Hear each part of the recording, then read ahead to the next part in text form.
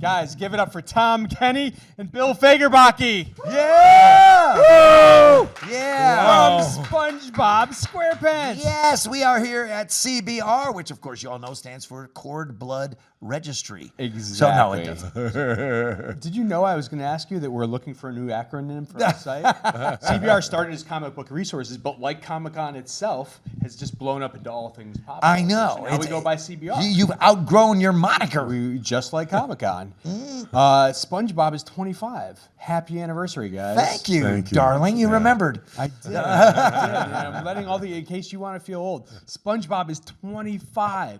It's crazy. It's crazy. But, I want to start this interview. We have 12 hours with you guys. So I'm going to go back all the way to the beginning. Let's get fix it in post. Let's get nostalgic. What do you remember about hearing the term SpongeBob SquarePants for the first time? Well, the first time I heard the pitch, it was Sponge Boy. Steve was calling it Sponge Boy, and then he changed it later. So when I first saw that character, and Steve first showed me the first initial drawings and things, he wasn't called SpongeBob SquarePants yet. But once the name change happened, for some legal reason, I believe, Sponge Boy was probably a there was porno some product. film, right? Yeah, some clean, some O-Cedar mop or something. I heartily approved of the name change, and Steve thought it was actually a little better and less on the nose too. Mm-hmm. Yeah. Awkward. Yeah. Sorry. I thought I didn't understand the show when I saw it. I didn't. I should say when I saw the script, I didn't get it. I didn't understand. I thought it was just preschool stuff, and I just fun. I get to do a job, and it was the pilot. And then when I saw the pilot, that's when the world came crashing down in my little brain, and I felt like an 8-year-old kid watching a great cartoon. But did you guys recognize pretty early on that it wasn't just going to be for kids? That there is no age group that doesn't enjoy SpongeBob? A good cartoon is a good cartoon, right? So it has a breadth. If you enjoy watching a cartoon, there's a breadth there that is encompasses usually children also, just because of the characters and. Yeah, and Steve Hillenburg knew what he wanted right off the bat, was just for it to be a funny, character-driven show with, a funny graphic style and, music of a certain type. Like, he knew every element of it. He had it all built in his brain before it was really ever animated or anything. And so, he never looked at it as a kid's show or an adult show. It was just a show. Whoever wants to watch it, hopefully see some funny things in it, and that's their takeaway. Hey, that was silly. I like that character. That music was cool. Yeah. And you guys are now the 4th longest running animated series out there. Is that right? Yes. Simpsons? Simpsons, Family Guy. Family Guy predates SpongeBob? South Park. Wow. Yeah. Park. Oh, right. There was also Arthur, but that ended a couple years ago. I've done my research. And you guys went from 5th to 4th. That's what the R's for. Yes. So in terms of children's entertainment, we're the longest. Yeah. Wow. Yeah. It's funny because I think of those things as kind of being around the same time as SpongeBob, but I guess they predate it. Being on anything that lasts longer than 4 seasons, 3 seasons, is a triumph. And 52 episodes in children's television cartoons is the magic number. Once they have 52, they're like, yeah, that's enough. We can endlessly recycle those, and then the demographic will move on to something else, and the new crop of kids will be in, and they'll watch those 52 X amount of times, and then they'll move on. Yeah. But SpongeBob just keeps on chugging along and generating and new stuff, new worlds to conquer, new delivery systems for the show, whether it's sporting events like the Super Bowl or movies, theatrical movies, streaming movies, everything. So the adventure continues. And an important part of what we're doing now too is a lot of the newer writers we have grew up on the show. Mm-hmm. So very often it was part of their inspiration to go into animation, and here they are working on the show.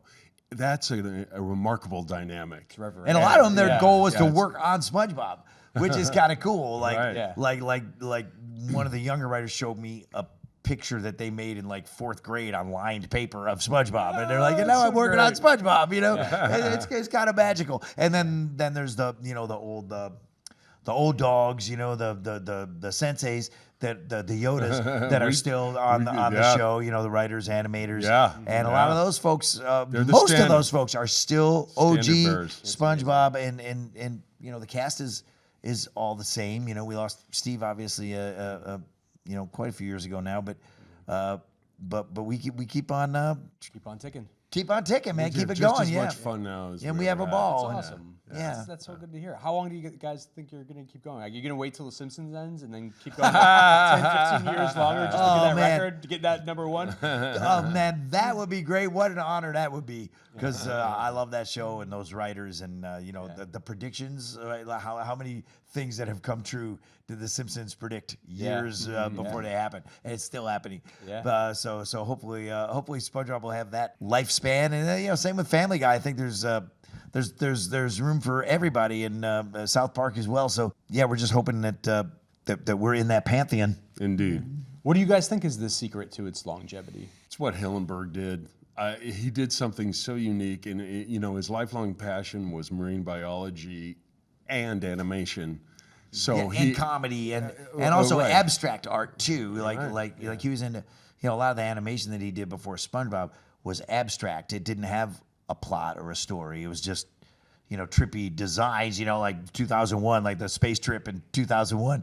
And but he was also very adept at comedic story construction too. He was a very unusual melange of things. You know, he's good at many different. And a lot of the inspiration to a degree for SpongeBob was he was running the children's school trips that would come through at the aquarium in La Jolla, and he created these comic characters for the creatures in the tide pools, and that was. Yeah, to teach the kids about these are what's in the tide pool. And he did a little comic book, you know, about a starfish and a little crab. And so it's rooted. Yeah, it's rooted in all this stuff from this one guy, and you put his feelings for music and comedy and character. It's just a very rare thing. And I also got to say too, Nickelodeon was remarkable in how they let him develop it at his pace. You know, it was developed in an organic way, which doesn't always happen. Yeah, they actually let the artist, Steve, be the artist that he was, and it worked out very well for them and for him and for us, really. And for us. You know, win-win-win.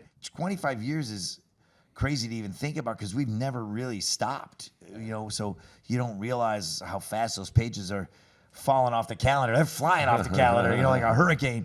And but you don't notice. You're just having fun and making funny voices, and then you're like, oh yeah, it's 2024, isn't it? You know, we started this in 1999. You know, wild. You guys had a big announcement here too. Mark Hamill is going to join. Oh yes, I thought you meant about me being pregnant. Congratulations on that. But yes, Mark Hamill. Yeah, we announced yesterday that Mark has got a nice meaty featured part in the upcoming SpongeBob movie that's supposed to be out at Christmas 2025. Yay. SB04 as we're calling it in production. But so Mark it's fun to work with Mark. I've known Mark for a long time, but never really got a chance to I've never gotten a chance to direct him, to voice direct him before this movie.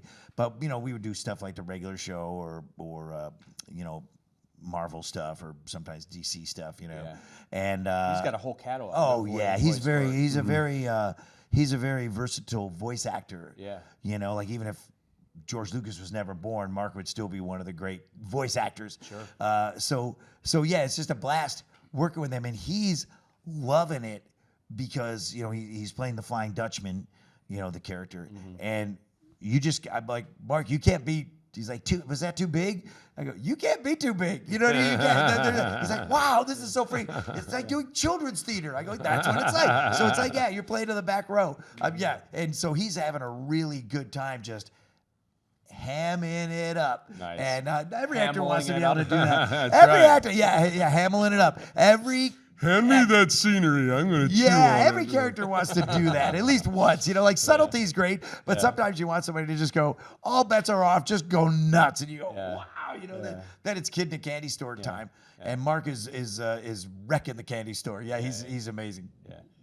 Oh, sorry. I have that problem sometimes too. Little blue pill. 25 years. Yeah. Wait 45 minutes. Yeah. Have these characters changed you guys at all? 25 years. Well, the character hasn't changed me. The experience with the generation of humans that grew up with the show, that's what's affected me. And it's given me this incredible appreciation for what we do that I never expected to experience. I mean, why would you expect to experience something like that? Mm-hmm. But it means so much to so many people. That's just such a beautiful thing. Yeah, I think the strength of SpongeBob is that the characters haven't changed. It's weird, like in the age of binge watching, 50 episodes at a crack, everything's about, or spin-off series or whatever, it's all like, wow, how is Saul different, before Breaking Bad or whatever? And SpongeBob's not going to have a character arc. He is who he is. Patrick is who he is. Yep. They're friends.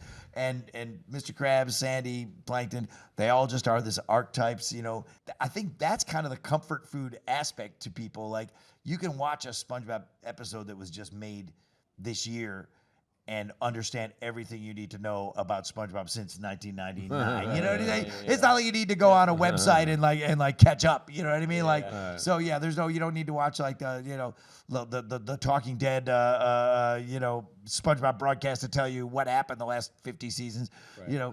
It's actually it's all there. It's all there, and it's just broad strokes. Yep. I don't know how much you guys are on social media. Do you have a favorite SpongeBob meme? Because there's like a SpongeBob meme for everything, I swear. That is true. I am on no social media. Yeah. I know. We're like the last Luddite. I know. And we love not being on social media. That's it drives some people crazy. They're like, do you know how many followers you can get? You're like, don't care, I'm busy. Yeah. So don't bother me, I'm busy. So, the memes just keep on coming. Yeah. That first batch of memes with the chicken SpongeBob, and that was kind of a revelation when people were just taking images from the show, like frozen still images, and investing them with a new punchline. Right, exactly. That was kind of cool. This is me when my boss, whatever. Sure, right. I thought that there was a collaborative aspect to that Hillenburg would have loved had he lived to see it. Like he loved to see what crazy knockoff stuff people would create. Yeah, he loved unsuccessful SpongeBob knockoffs. That he had no official SpongeBob merchandise in his house. Yeah, but he loved like that bank from south of the border, or that or that bad SpongeBob painted on the side of an ice cream truck or whatever, like that stuff. He loved all that. Well, let me ask. Yeah, he thought that was great. Let me ask you this: have you heard of SpongeBob being big at drag shows? Oh yeah. Okay, that's a thing. Yeah, that's a thing. Wow, my sister is a drag queen. Yeah, my cousin is Milk from RuPaul Drag Race. Oh, no way. Okay, yeah. So I know about this. My sister's Selma Body, and she brings out a SpongeBob on stage with her to The Boy Is Mine. They do a whole routine, and it's apparently she's in Buffalo. Apparently, it's caught on to the point where they do full SpongeBob themed drag shows. That's amazing. Yeah. Well, I'm from Syracuse, so there's room for the sexy Patrick. So yeah, that's what we're saying. Like SpongeBob, there's room for the different delivery systems of SpongeBob characters. Just keep on coming. There's that, and then I actually had heard about these SpongeBob raves. That makes sense. They call them bubble raves actually. So bubble raves, and I actually stuck my head into it. They hired my band to play like 3 songs at one. And I was like, this isn't going to work. There's all these young people that are dancing to EDM, and then you're going to stop it, and a bunch of old people are going to jump up on stage with saxophones, and people are going to throw stuff. And they're like, no. And these kids at this rave went crazy. That was great. And we're doing another one at the House of Blues in Anaheim in November. I think November 14th. So that'll be my second bubble rave. So there's awesome. SpongeBob is everywhere. SpongeBob and you know what's crazy about it? SpongeBob is for everyone. Yeah, it's for everyone. Yes, and you know what we talk about? One thing that's different about it is that none of these SpongeBob offshoots is meant to tear down SpongeBob. Or you know what I mean? Like it's not like let's take the the P out of that. Right. Let's they're kind of loving tributes. You know what I mean? And all those like SpongeBob just enjoys this great goodwill because he SpongeBob doesn't hate on anybody. Like SpongeBob lets everybody be who they are, and all the characters in SpongeBob are who they are, and there's no people really like that. I think it's kind of a warm, safe comfort food place for people that grew up on it, or whose kids grew up on it, or who are kids now just discovering it. This Saturday morning.